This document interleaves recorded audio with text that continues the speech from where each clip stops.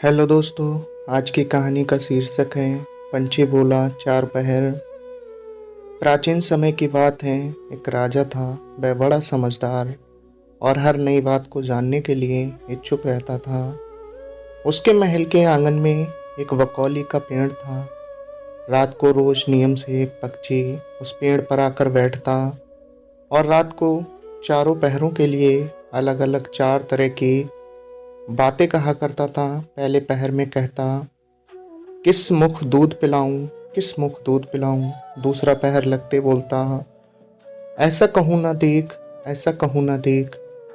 जब तीसरा पहर आता तो कहने लगता, अब हम करबू का, अब हम करबू का। जब चौथा पहर शुरू होता तो वह कहता, सब बम्मन मर जाएं, सब बम्मन मर जाएं। राजा रोज रात को जागकर पक्षी के मुख से चारों पहरों की चार अलग अलग बातें सुनता।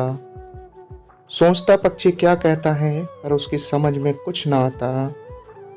राजा की चिंता बढ़ती गई। जब वह उसका अर्थ निकालने में असफल रहा तो हारकर उसने अपने पुरोहित को बुलाया, उसे सब हाल सुनाया और उससे पक्षी के प्रश्नों का उत्तर पूछा। पुरोहित भी एक साथ उत्तर नहीं दे सका। उसने कुछ समय की मोहलत मांगी और चिंतित होकर घर चला आया। उसके सिर में राजा की पूछी गई चारों बातें बराबर चक्कर काटती रहीं। वह बहुतेरा सोचता, पर उसे कोई जवाब न सूझता। अपने पति को हैरान देखकर ब्राह्मणी ने पूछा, तुम इतने परेशान क्यों दिखते हो, मुझे बताओ क्या बात है। ब्राह्मणी ने कहा, जल्दी से बताओ तुम्हारी परेशानी क्या है। ब्राह्मण बोला, क्या बताऊं, एक बड़ी ही कठिन समस्या मेरे सामने आ खड़ी हुई है। राजा के महल का जो आंगन है वहां रोज रात को एक पक्षी आता है और चारों पहरों में नियम से चार अलग अलग बातें कहता है। राजा पक्षी की उन बातों का मतलब नहीं समझा तो उसने मुझसे उनका मतलब पूछा, पर पक्षी की पहेलियां मेरी समझ में नहीं आती। राजा को जाकर क्या जवाब दूं, बस इसी उधेड़ बुन में हूं। ब्राह्मणी बोली, पक्षी कहता क्या है, जरा मुझे भी सुनाओ। ब्राह्मण ने चारों पैरों की चारों बातें कह सुनाई। सुनकर ब्राह्मणी बोली, वाह, एक कौन कठिन बात है, इसका उत्तर तो मैं दे सकती हूँ, चिंता मत करो। जाओ राजा से जाकर कह दो कि पक्षी की बातों का मतलब मैं बताऊंगी। ब्राह्मण राजा के महल में गया और बोला, महाराज, आप जो पक्षी के प्रश्नों के उत्तर जानना चाहते हैं उनको मेरी स्त्री बता सकती है। पुरोहित की बात सुनकर राजा ने उसकी स्त्री को बुलाने के लिए पालकी भेजी। ब्राह्मणी आ गई। राजा रानी ने उसे आदर से बिठाया। रात हुई तो पहले पहर पक्षी बोला, किस मुख दूध पिलाऊं, किस मुख दूध पिलाऊं। राजा ने कहा, ब्राह्मणी सुन रही हो पक्षी क्या बोलता है। वह बोली, हाँ महाराज, सुन रही हूँ, वह अधकट बात कहता है। राजा ने पूछा, अधकट बात कैसी। पंडितानी ने उत्तर दिया, राजन सुनो, पूरी बात इस प्रकार है। लंका में रावण भयो, 20 भुजा 10 शीस, माताओं की जा कहे, किस मुख दूध पिलाऊं, किस मुख दूध पिलाऊं। लंका में रावण ने जन्म लिया है, उसकी 20 भुजाएं हैं और 10 शीस हैं।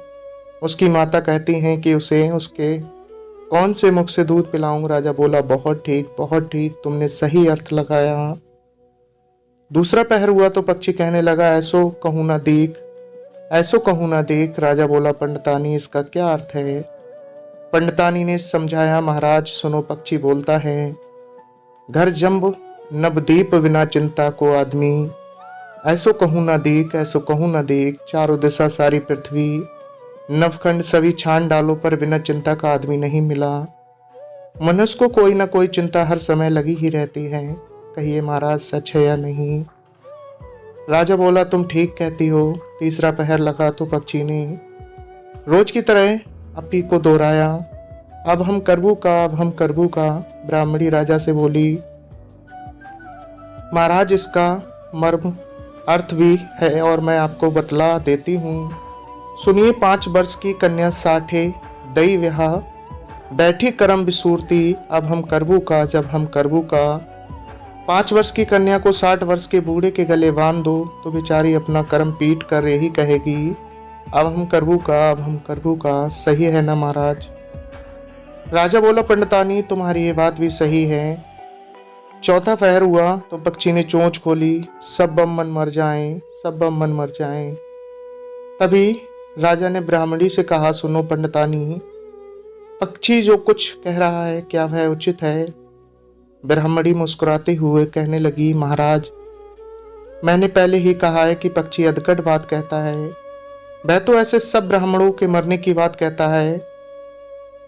विश्व संगत जो करे, सुरा मांस जो खाए, बिना सपरे भोजन करे, वह सब बम मन मर जाएं, वह सब बम मन मर जाएं। जो ब्राह्मणी वेश्या की संगति करते हैं, सुरा और मांस का सेवन करते हैं और बिना स्नान किए भोजन करते हैं, ऐसे सब ब्राह्मणों का मर जाना ही उचित है। जब बोलिए पक्षी का कहना ठीक है या नहीं? राजा ने कहा, तुम्हारी चारों बातें 52 तोला पाए जाती हैं और रत्ती ठीक लगी, तुम्हारी बुद्धि धन्य है। राजा रानी ने उसको बढ़िया कपड़े और गहने देकर मान सम्मान से विदा किया। अब पुरोहित का आदर भी राज दरबार में पहले से अधिक बढ़ गया।